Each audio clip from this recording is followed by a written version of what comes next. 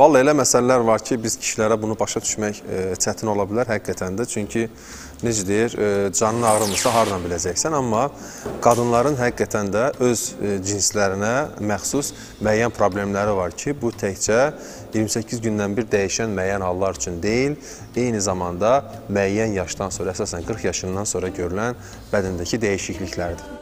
Və bu dəyişikliklər barədə, ümumiyyətlə bu dəyişikliklərin xanımlarda, onların həyatında, sağlamlığında yaratdığı problemlər haqqında mən istərdim ki, qonağımızla bərabər söhbətimizi davam etdirək. Həkim ginekoloq Sədi Allahverdiyev bugün bizimlədir. Xoş gəlmişsiniz. Sədi Allahverdiyev, tibb elmləri namizədi ginekoloq.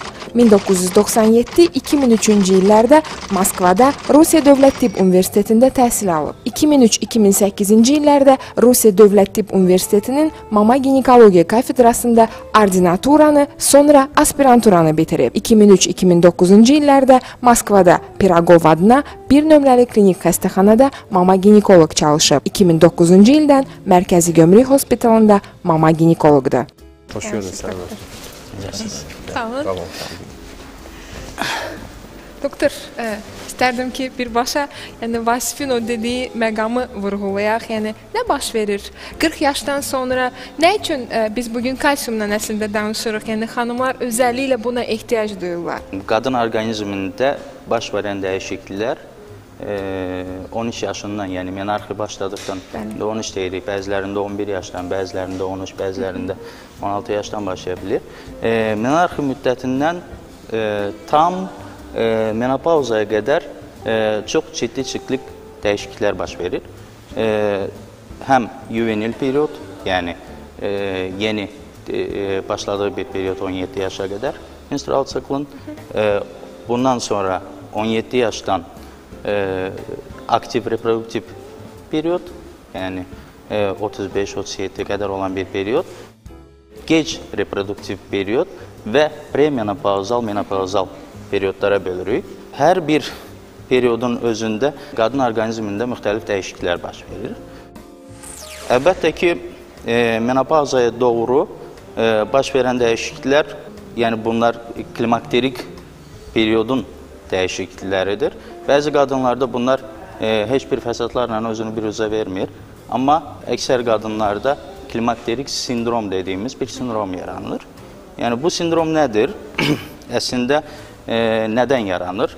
Əlbəttə ki, yaş keçdikcə, klimakterik perioda yaxınlaşdıqca qadın hormonlarının səviyyəsi kəskin şəkildə düşür və bunlardan əsası da estrogenin miqdarının kəskin dərəcədə düşməsi bir çox fəsadlara gətirib çıxara bilir.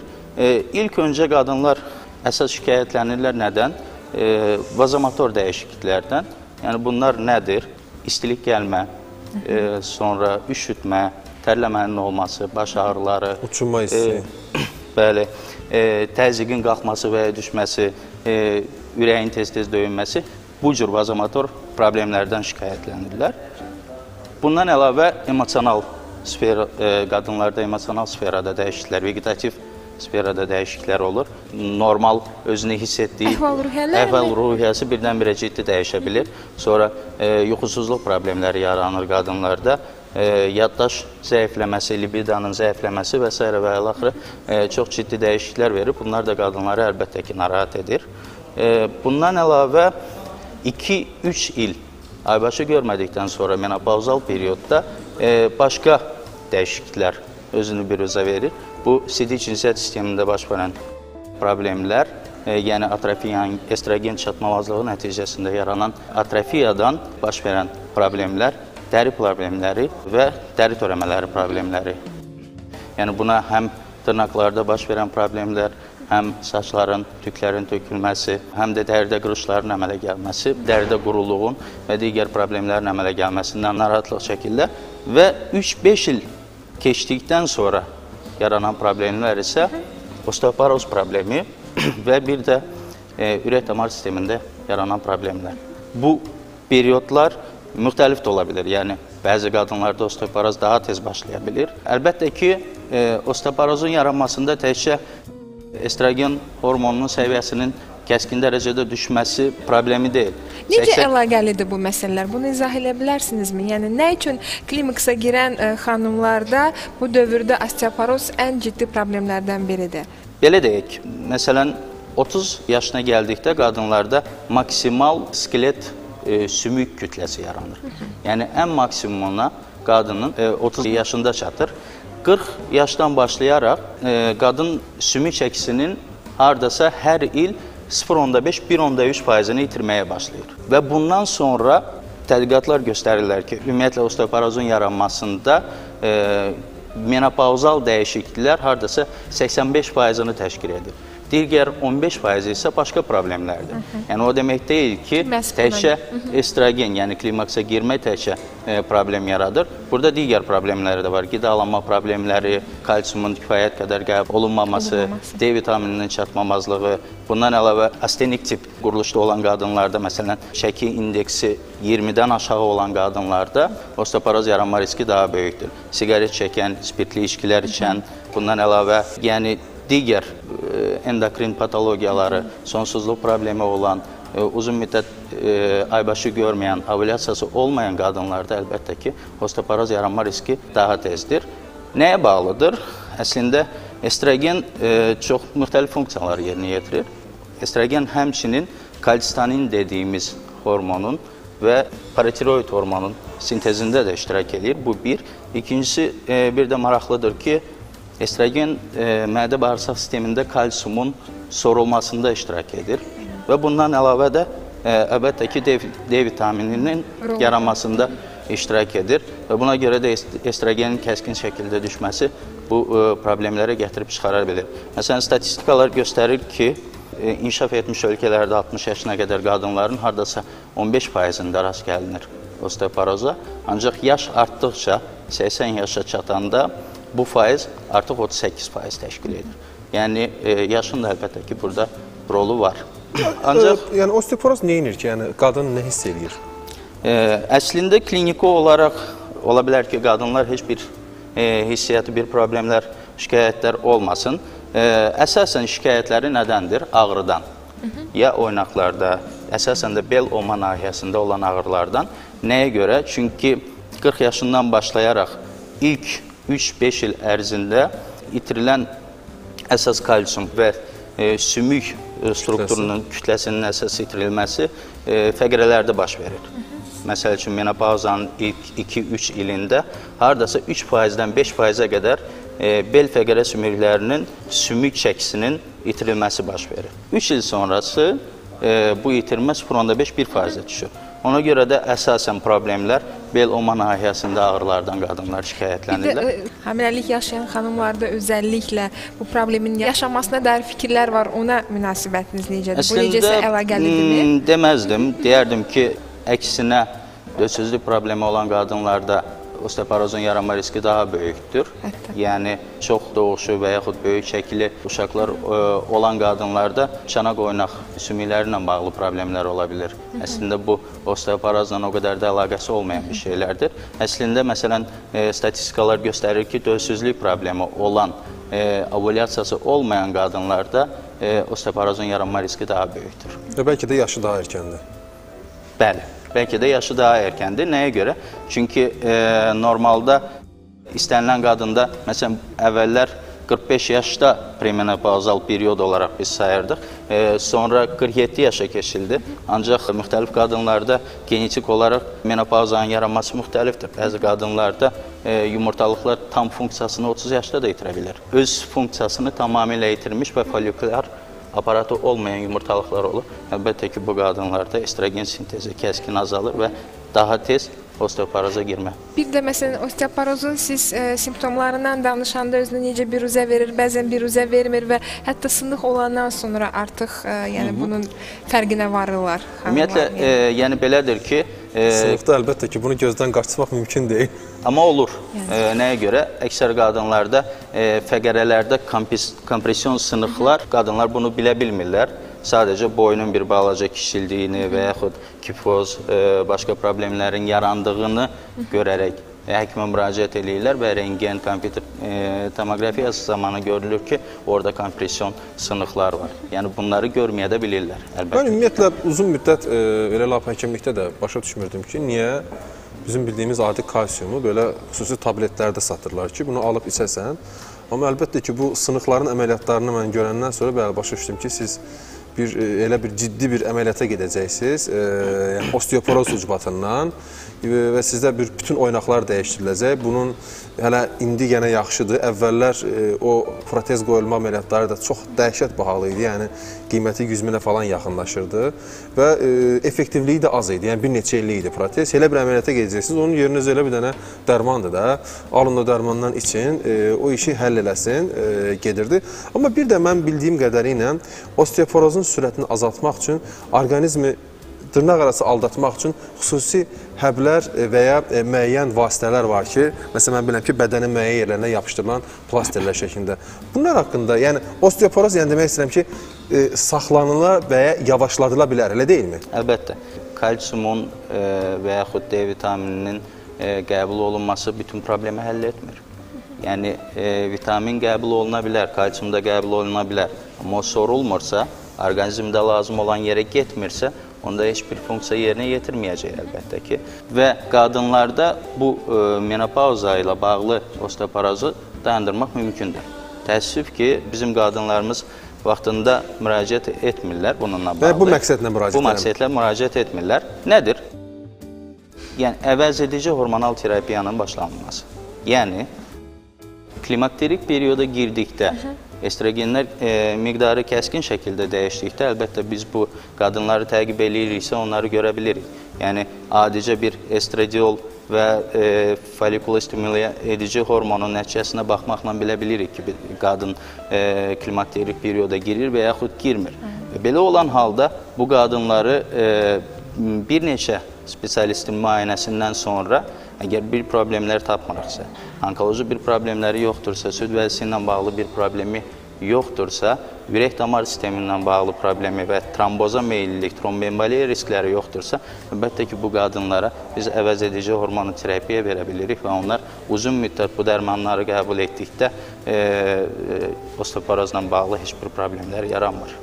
Dərmanlarla yanaşı siz biraz öncə qidalamadan da danışdınız ki, kalsium yetərincə qəbul olunmursa, rasionda yoxdursa. Yəni qidadan danışsaq, yəni 40 yaşından sonra nələrə özəlliklə diqqət yetirməlidirlər xanımlar ki, osteoporoz kimi bir problemi yaşamasınlar? Əlbəttə ki, ümumiyyətlə orqanizmin tələbi premenopazal perioda qədər gündə 1000 milliqram haradasa kalsiumun qəbul edilməsidir. Yəni, bunu qida şəklində də qəbul etmək olar. Əgər qida şəklində mümkün olmursa, bunu həblər şəklində də qəbul etmək olar. Vitamin D-nin də qəbulu vacibdir burada. Əlbəttə ki, vacibdir. Ancaq yaş keçdikcə, klimakterik perioda çatanda bu dozanı artıq 1,2 qram, 1,5 qrama qədər artırmaq lazımdır. Qida məhsullarından ən çox kalsium harda rast gəlinir? Məsəl üçün, süd məhsulları. Süd məhsullarının tərkibində, xüsusən də pendir tərkibində, südün özünün tərkibində, qatıq məhsullarının tərkibində, ət məhsullarından əgər götürsək, məsələn, balıq bəzi sortlarında kalsiumun miqdarı kifayət qədərdir. Sonra kunjutda əlbəttə ki, səhv eləmirəmsə 750 milliqrama qədər demək olar ki, gündəlik normaya yaxınlaşır. Bundan əlavə brokoli kələmində də artıqdır. Lobiyada, yəni bu məhsulları qəbul etməklə əlbəttə ki, orqanizmə tələb olunan kalsiumu doldurmaq olar. Bir də ki, əlbəttə ki, yəqin hərəkət. Mən də onu demək istirdim əslində, çünki bizdə yaşla azalır hərəkət. Amma bir şey var ki, osteoporozun yaranmasında həm az hərəkətlilik, həm də ifrat dərəcədə çox hərəkətlilik hər ikisi osteoporoz yaradır. Ona görə orta bir məxrəcə gəlmək lazımdır və çalışmaq lazımdır ki, əlbəttə fiziki gərginlik hər zaman olsun. Düşünürəm ki, xanımlar düşünməməlidirlər ki, 40 yaşdan sonra onlar üçün həyat dayanır. Əksinə, hər şeyi bilsəniz, buna hazırlaşsanız, yəni lazımı müdaxilələri etsəniz, o zaman yəni sağlam və gözəl təbii ki, olmanız davam edəcək, necə deyərlər. Mən sizə minnətdarım, çox sağ olun ki, gəldiniz. Və xatırlatmaq istəyirəm ki, qonağımız Sədi Allahverdiyev həkim ginekoloq idi. Mən sizə söhbətimizi davam etdirmək istəyirəm. Məhz xanımlar üçün özəlliklə özəlliyi ilə profilaktik bir tədbir olaraq tövsiyə olunan kalsium D3 Nikamet preparatından danışmaq istəyirəm, hörmətli tamaşaçılarımız. Kalsium defisitinin nəticələrinin müalicə və profilaktikası üçün effektiv formula sayılır. Kalsium və D3 vitamininin bir tabletdə effektiv kombinasiyasından gedir söhbət. Təkrarçılığa yol versəm də vacib olduğu üçün bunu bir daha vurğulamaq istəyirəm. Yəni kalsium çatışmazlığından gedir söhbət. Bax bu məqam bir çox digər problemlərə yol aça bilər. Diş toxunmasının destruksiyası və həssaslaşması, üz dərisinin bozarması, saçların sağlam olmaması və qırılması, dırnaqların kövrəkləşməsi, əzələ qüvvəsinin itməsi, tez yorulma, sümüklərin məsaməli olması və ya osteoporoz problemini də mən bir daha xatırladım. Rahit, artrit, arterial təzyiqin yüksəlməsi, bel nahiyəsində ağrılar, yuxusuzluq, ekzema, asma, qanda xolesterinin miqdarının artması, kolit, baş ağrıları, böyrək daşları və s. Yəni bütün bu problemlər məhz kalsium çatışmazlığı nəticəsində baş verə bilər sizdə, hörmətli xanımlar. Ona görə də zamanında bu kalsium D3 Nikamet preparatı kömək edə bilər. 135 il sağlamlığın keşiyində duran bir şirkətin istehsal etdiyi bir preparat. Norveç istehsalı olan kalsium D3 Nikamet preparatı kalsium preparatları arasında həkimlər tərəfindən ən çox təyin edilən bir dərman vasitəsidir. Kalsium D3 Nikamet eyni həbdə kalsium, karbonat və vitamin D3-ün effektiv kombinasiyası olub. Tərkibindəki vitamin D3-ün miqdarına görə osteoporozun müalicəsi üçün nəzərdə tutulmuş preparatlara dair tələblərə cavab verir və preparat çoxsaylı klinik tədqiqatlardan keçmiş və uzun müddətli qəbuluna icazə verilmişdir. Kalsium D3 Nikamet gənc yaşlardan etibarən gözəllik və sağlamlıq deməkdir. Bir neçə sözü də mən ən etibarlı müdafiə haqqında danışmaq istəyirəm, amma bu klimasa qədər dövrdə xanımlara həqiqətən yararlı ola biləcək gündəlik istifadə üçün, yəni bir dəfəli bezlərdir. Ginekoloqların yeganə tövsiyəsi olan Always bezlərindən danışmaq istəyirəm hal-hazırda, hörmətli tamaşaçılarımız. Hörmətli xanımlar, kritik günlərdə həqiqətən sizi rahatlayan, sizə tam olaraq komfort bəxş edən və müdafiə edən ginekoloqların yeganə tövsiyəsi Always Ultra bezləri haqqında da bir neçə sözü demək istəyərdim. Bir dəfəlik bezlərdən gedir söhbət. Necə istifadə edilir? Mən özəlliklə bez mövzusunda bir qədər uzaq olan tamaşaçılarımıza çatdırmaq istəyirəm. Həqiqətən bu çox etibarlı bir müdafiədir. Hər halda bu metod hələ sizə tanış deyilsə, o zaman bundan yararlanmaq lazımdır. Alt paltara bərkidilir, gigiyena ilə tam olaraq təmin edir və düzgün seçilmiş bezlər aybaşı zamanı sərbəst hərəkət imkanı da verir, onların daha bir üstünlüyü bundan ibarətdir. Bunun üçün etibarlı bez seçə bilərsiniz. Çeşidlər çox müxtəlifdir. Yəni artıq müəyyən dərəcədə bu günlərin gedişatından asılı olaraq, ifrazatın miqdarından asılı olaraq siz uyğun bezlərə müraciət edə bilərsiniz. Bu bezlərin özəlliyini mən qeyd etmək istəyirəm. Deməli, bezlərdə qıfa bənzər delikli üst qat var. Xaricdən enli, daxildən isə dar olan bax bu deliklər mayəni içəridə saxlayırlar və sızmağa imkan vermirlər. Bezin içərisindəki xüsusi qat mayəni gilə üstəlik çevirir və bunun sayəsində bezin üst qatı daim quru qalır. Bu da menstruasiya zamanı gigiyena üçün çox vacib və sizi də yəni rahatlayan bir məqamdır. Elastik qanadlar da xüsusi düşünülüb. Bu qanadlar paltarın formasını təkrarlayaraq asanlıqla dartılır və bezi yerində möhkəm saxlayır. Hətta aktiv həyat tərzi sürən xanımlar da bu bezlərdən istifadə edə bilərlər. Mən sadəcə vurğulamaq istəyirəm ki, xüsusi həssas olan xanımlar üçün daha bir seriya işlənilib. Yəni söhbət Always Platinum bezlərindən gedir ki, onlardan da siz özəl kritik günlərdə tam müdafiə olunmaq üçün istifadə edə bilərsiniz. Ginekoloqların yeganə tövsiyəsi Always bezlərindən gedirdi söhbət. Çuğundur yeyərkən diqqətli olun. Xalq təbabətində Haymorit və Frontit. Reklamlardan sonra çox yaşa proqramında.